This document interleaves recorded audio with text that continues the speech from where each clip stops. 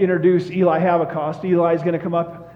You know that Eli, if you have been here very long, Eli came to us in the spring and said that he was going on a missions trip. So Eli has went on the missions trip. He's came back from the missions trip.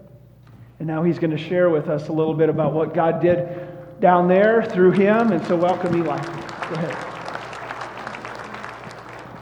Thank you. As Dan said, I came back, I think, March, and just asked for you guys' support financially and through prayer.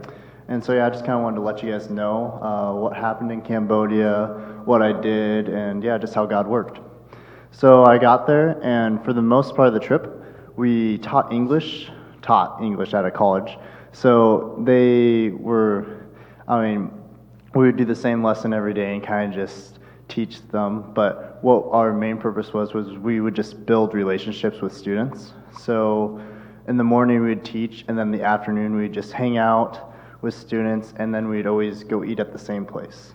And so I would think that you'd think, hanging out with students would be the thing that would just really be fruitful, but it's amazing how just eating at the same place every day, and we were able to build a relationship with the whole, so there's the college right here, and then right outside the college is a strip of 4 or 5 restaurants.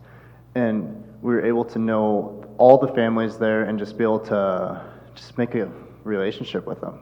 And it was amazing to see that, foreigners never really talk to them, and how just if you talk with them and just love on them, it would make such a big impact on them.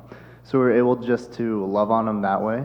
And at the end of the 5 weeks, they were able to kind of they invited us to a barbecue. So we ate with their whole family, they made us food, and it was just awesome to just see how God's love was so universal and so impactful on them. So that was one of my favorite parts of the trip, just being able to really connect with the locals there and kind of just learn their language, meet them where they're at instead of making them come to America, essentially.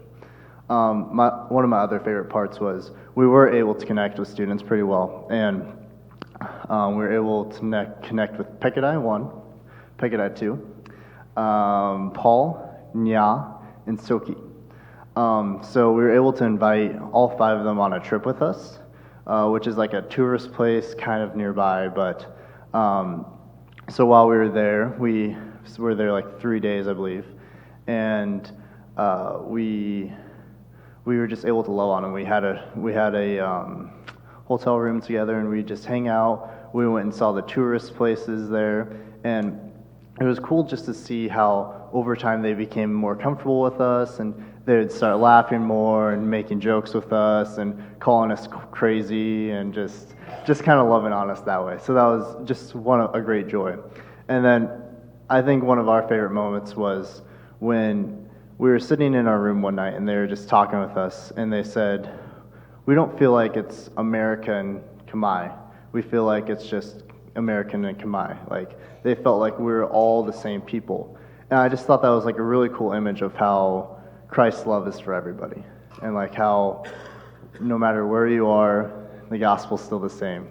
We can't do anything for that, and just how much peace it gives. And also, it was just an amazing experience just to see how God moves. And Mr. Paul and Mr. Nya were able to eventually end up accepting Christ.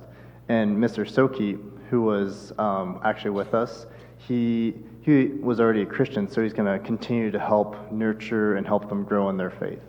So I just thought that was really cool just to see how, while we were there 6 weeks, and while that was just so short, it was just cool to see how there's already people being planted there, and just how the long-term missionaries there are just so important to continue to nurture and develop those relationships. So I just want to thank you guys for allowing me to experience this financially, and just for praying for me so much. It was just so amazing to see how God works in that. So thank you.